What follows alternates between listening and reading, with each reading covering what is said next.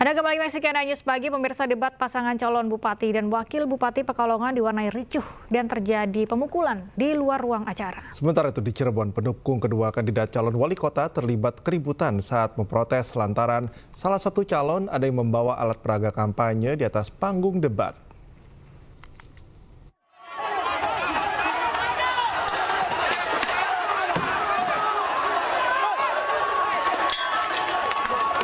Bentrokan kembali mewarnai debat kedua calon gubernur dan wakil gubernur Sulsel yang berlangsung di salah satu hotel di Kota Makassar, Sulawesi Selatan.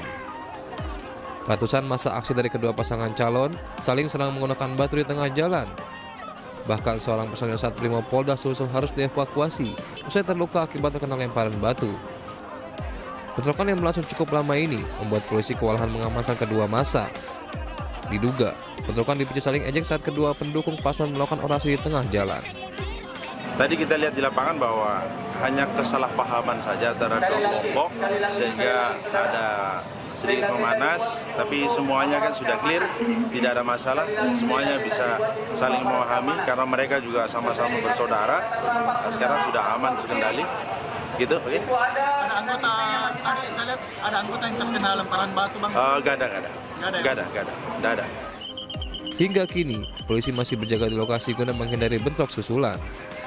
Dari Makassar, Sulawesi Selatan, Yoel Yusfin, iNews melaporkan.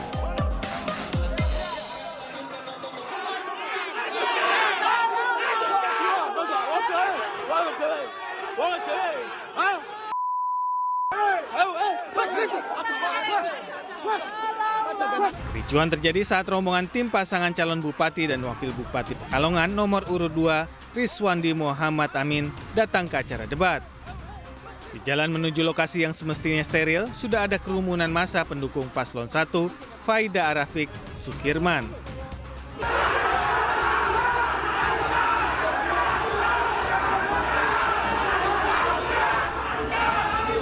Awalnya mereka hanya saling adu yel-yel, namun suasana semakin memanas.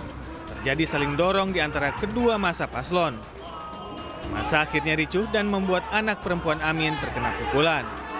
Keluar dari lobi, itu diajak oleh masanya 01 dan tidak diidentitas semua. Itu fakta tadi di depan lobi, Bu. Tim paslon Rizwandi Amin sudah melaporkan kejadian pemukulan tersebut ke Polda Jawa Tengah. Ini dari kemarin gagal mengantisipasi potensi kerawanan. Kalau mau dibentrokin, fasilitasi kami untuk bentrok. Korban sudah divisum di Rumah Sakit Bayangkara, Jawa Tengah. Jadi korban pemukulan. Ada begitu. Sementara itu, KPU Kabupaten Pekalongan mengaku telah menyiapkan pengamanan dari TNI Polri sebanyak 342 personel. Untuk kejadian kerusuhan, kami secara pribadi hanya mengetahui, tidak mengetahui pastinya kejadiannya seperti apa, karena memang pihak dari KPU kita ada di dalam konsentrasi di acara. Saya pribadi tidak tahu persis kejadiannya seperti apa dan bahkan tempatnya hanya mendengar, dan itu kemudian berarti berkaitan dengan ranah hukum.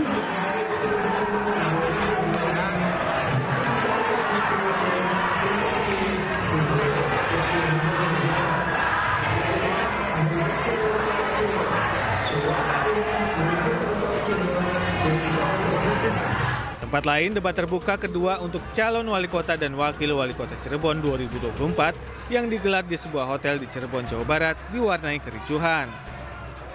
Kericuhan bermula ketika pendukung pasangan calon wali kota dan wakil wali kota Cirebon memprotes kehadiran alat peraga yang dibawa oleh salah satu paslon saat menyampaikan visi misinya.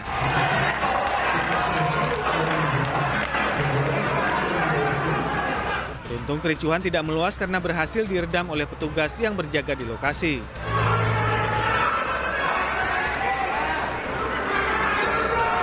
Sebetulnya itu bukan bahan APK, bukan. Yang dimaksud dengan APK itu adalah kayak seperti misalnya spanduk, terus juga umbul, Nah itu. Nah yang nggak diperbolehkan sebetulnya itu kan kalau untuk peserta itu adalah paslon sendiri. Mereka sebetulnya dalam rangka untuk meyakinkan kepada pemilihnya itu sebetulnya kan masih diperbolehkan misalnya untuk menunjukkan. Nanti kan sebetulnya masih kartu Indonesia Pintar, misalnya kartu sehat seperti itu. Dalam Pilkada serentak 27 November mendatang, ada 3 pasangan calon yang bertarung, yakni pasangan nomor urut 1, Dani Mardani dan Fitria Pamungkaswati, pasangan nomor urut 2, Eti Herawati dan Suhendrik, serta pasangan nomor urut 3, Effendi Edo dan Farida. Tim Liputan iNews melaporkan. Presiden RI Prabowo Subianto melakukan pertemuan bilateral dengan Presiden China Xi Jinping. Prabowo dan Xi menyepakati sejumlah perjanjian untuk memperkuat kemitraan kedua negara.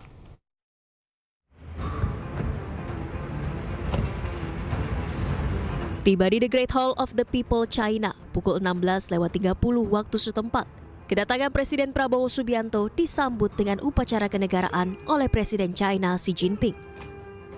Diiringi pasukan kehormatan di sepanjang karpet merah, Prabowo memasuki North Hall tempat upacara kenegaraan digelar. Prabowo disambut hangat oleh Presiden Xi Jinping. Keduanya berjabat tangan sebagai tanda persahabatan yang erat antara Indonesia dan China. Prabowo mengenalkan satu persatu delegasi Indonesia yang hadir dan dilanjutkan dengan upacara kehormatan yang berlangsung hikmat dengan diiringi lagu kebangsaan Indonesia dan China.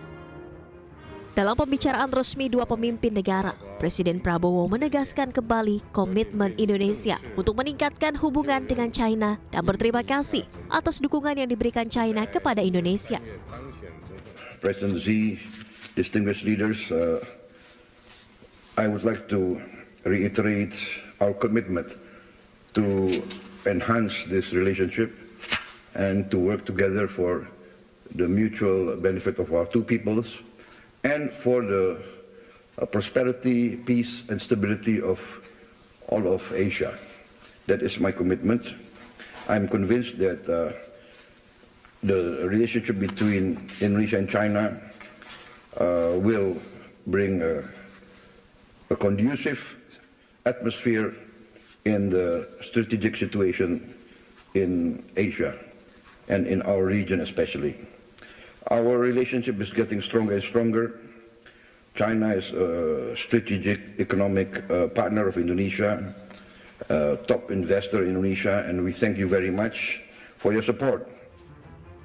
China menjadi negara pertama yang dikunjungi Prabowo usai dilantik sebagai presiden pada 20 Oktober 2024 lalu.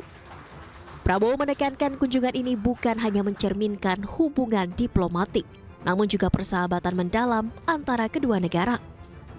Tim Liputan iNews melaporkan.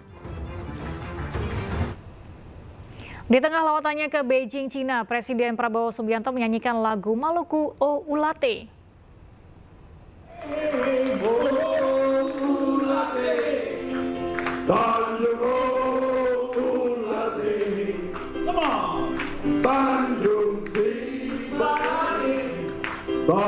Inilah momen Presiden Prabowo menyanyikan lagu daerah Maluku O Ulate di Beijing. Sambil tersenyum, Prabowo bersemangat menyanyikan lagu dengan berirama pantun yang dibuatnya secara spontanitas. Prabowo juga sempat memberi kesempatan Menteri Luar Negeri Sugiono melanjutkan nyanyiannya. Nyanyian Prabowo di sela-sela acara Indonesia-China Business Forum disambut hangat para peserta forum. Usai menyelesaikan lawatan kenegaraan di Beijing, Presiden akan bertolak ke Washington DC, Amerika Serikat.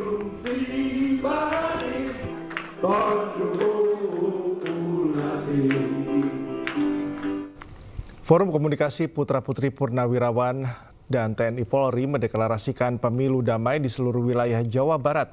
FKPPI juga mendorong TNI dan Polri secara maksimal berperan sukseskan Pilkada Serentak 2024. Bertempat di Gedung Olahraga Saparua Bandung, ratusan anggota Forum Komunikasi Putra-Putri Purnawirawan dan Forum Komunikasi Putra-Putri TNI Polri menggelar rangkaian acara dalam rangkaian peringatan Hari Jadi ke-46 FKPPI. Acara ini juga dihadiri jajaran pengurus dan pembina FKPPI Jawa Barat serta komponen lainnya. Acara ditutup dengan deklarasi damai FKPPI Jawa Barat berkaitan dengan semakin dekatnya waktu pelaksanaan pemungutan suara Pilkada Serentak di wilayah Jawa Barat. FKPPI juga mengingatkan TNI Polri senantiasa menjaga netralitas agar Pilkada berjalan aman dan kondusif. Ini seperti apa, Pak?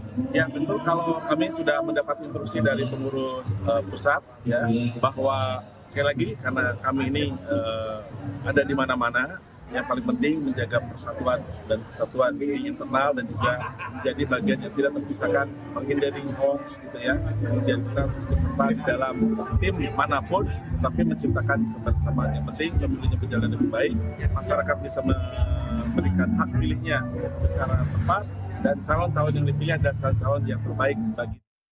Para kandidat calon kepala daerah terus berkampanye menyampaikan visi dan misi. Masyarakat pun dihimbau untuk memilih kepala daerah yang berpengalaman dan berkomitmen bekerja untuk rakyat. Yang mau menjadi sutra emas. Paslon calon gubernur Sulawesi Tenggara Lukman Abu Nawas dan Wakil Gubernur Sulawesi Tenggara Laode Ida menggelar kampanye akbar di Kabupaten Kolaka, Sulawesi Tenggara.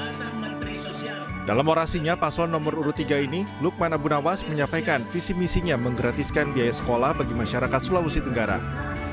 Selain itu, Lukman dan Laode akan melakukan bedah rumah bagi keluarga tidak mampu. Kedua paslon sangat puas dengan kampanye kali ini karena bisa memberikan harapan untuk memilih calon gubernur dan wakil gubernur yang berpengalaman dan berkomitmen. Kami bersyukur pada hari ini telah terselenggara kampanye akbar di Kolaka, dengan saya kira kesadaran penuh masyarakat untuk memilih kami paslon gubernur nomor 3 tanggal 27 November nanti. Sengaja kami menghibur masyarakat Kolaka, tapi kami kampanye.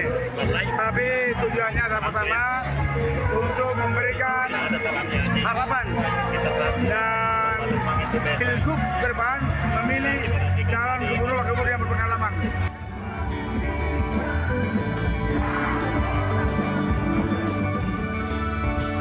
Di akhir kampanye akbar, paslon nomor urut 3 ini dimeriahkan dengan penampilan grup band Slang yang membawakan 12 lagu dan semakin memeriahkan kampanye akbar. Di Kabupaten Kolaka, Sulawesi Tenggara, Yusrin Teddy, iNews melaporkan.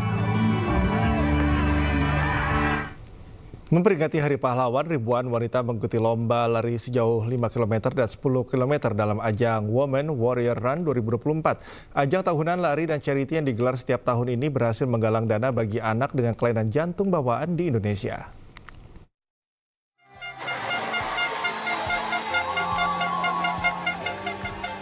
Sebanyak 2.500 pelari wanita dari berbagai daerah di tanah air turut ambil bagian meramaikan Women Warrior Run 2024 yang digelar tepat di Hari Pahlawan 10 November di kota Surabaya. Mengambil start di halaman Universitas Ciputra Surabaya, para pelari wanita ini dibagi dalam 2 kategori, yakni kategori 5 km dan 10 km. Dalam ajang Women Warrior Run 2024 turut berpartisipasi artis dan komedian Astri Welas serta influencer dan aktor Korea Selatan Park Min Kyu.